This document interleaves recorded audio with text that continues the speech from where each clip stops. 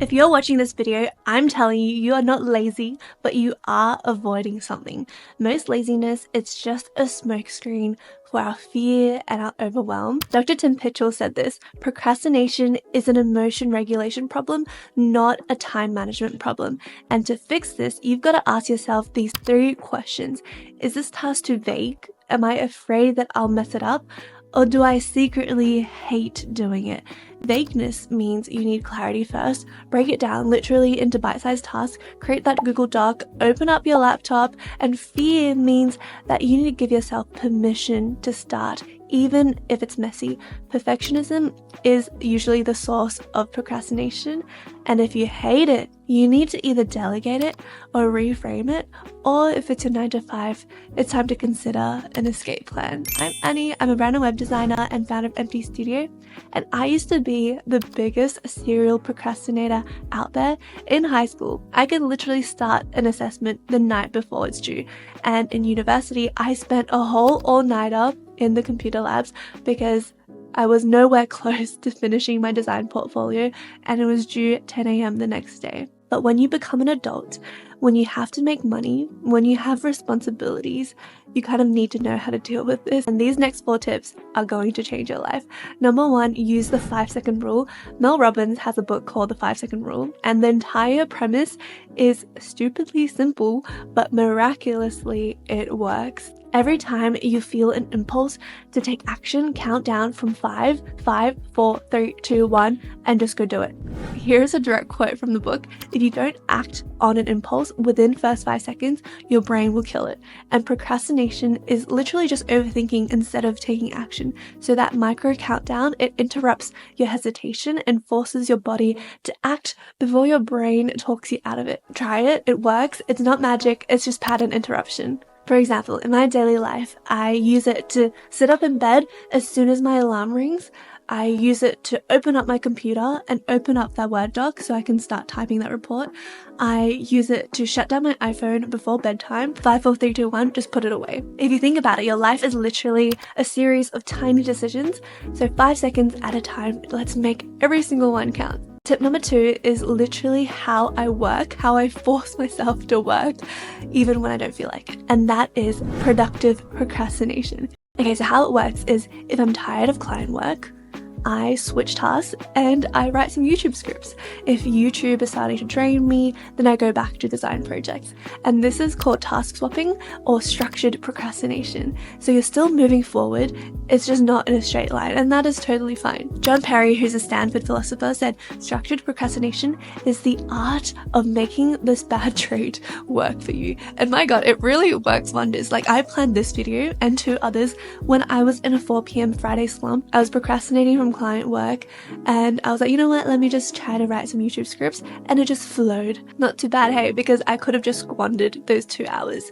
And I know that most of you guys who's watching these videos are freelancers or people who want to leave your 9 to 5, and I'm telling you, when you work for yourself, you just don't have the luxury to procrastinate. It feels like if you stop outreach, your work dries up. If you stop servicing your clients, then money dries up. But I figured out a much more healthy and sustainable way to make at least $10,000 a month doing exactly what it is that you love. And if you are curious, I'm going to share it with you in my upcoming 10K month masterclass, where I will break down step by step how I went from pretty sporadic, like $400 projects, to multiple high quality clients that pay me a minimum of $3,000 a month, sometimes even 10K plus per project, using a simple premium offer, soft sales system, so no spammy DMs, and a very consistent weekly structure that works with your energy and not against it. So scan the QR code on the left or follow the link in the description box below, and I will see you there. Okay, tip number 4 is my favorite. If you work for yourself, if you are a freelancer, you have a remote role, take advantage of this. It's the Café hop. I work from cafes every single day. Not for the coffee. I actually don't drink coffee. I drink those sweetened milky lattes, but I do it for the focus reset. I stay 2 hours and then I move on to the next cafe. 2-hour intervals I find is such a sweet spot for me. I'm able to get so much done. I'm able to get into flow. Kind of past 2 hours, my brain kind of gets foggy a little bit, but as soon as I go to another cafe, another location, it gives my brain another jolt of energy. And this is based on actual proof. I looked into it. Dr. Andrew Huberman says it best: even brief environmental changes can restore attention and boost motivation. And the thing is, if you work from home, your brain does not associate your couch with discipline and work. It associates it with sleep, relaxation, with Netflix time. So stop forcing it to be a place of productivity. Get up, get out, try to reboot, go support a local business. And it has a really nice atmosphere because people usually go to cafes to hang out with friends, to chit chat. It's usually a place of relaxation. So I don't even feel like I'm working. And probably by now you can tell, we're just trying to manipulate and brainwash ourselves. Now tip number 5, I know you'll like this one, which is to nap through the slump. I know you also get those 2 p.m. slumps right after lunchtime. Food coma hits, and when I worked in my 9-to-5 design studio, I literally can't function past 2 p.m. We'd go out for a quick lunch, come back, and my eyes just can't focus anymore. Tasks are of course still piling up. I still have things I need to do, but my brain just doesn't want to respond anymore. And now, because I get to choose my own hours, I start the day usually around 7 a.m.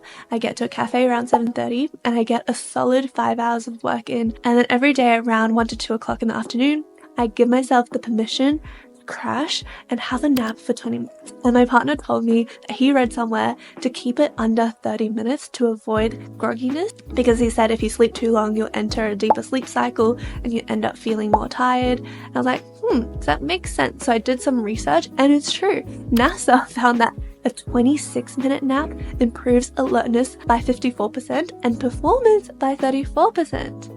So don't fight your biology. Let's take advantage of it. Literally, I wake up in the afternoon and it's like a whole new day. If you take away anything from this video, it's that you are not lazy. Feeling like you're lazy doesn't mean you're unsuccessful. It just means that you need to have a few of these little hacks in your back pocket to override your constantly overthinking mind. Tell me in the comments below, what are you procrastinating on and which tip are you going to try out for yourself? If you enjoyed watching this video, I know you're also going to love this one on the left right here. And if you enjoy listening on the go, we also have a podcast called the Brand Creator Podcast. Thank you so much for hanging out with me today, and I'll see you in the next one. Bye!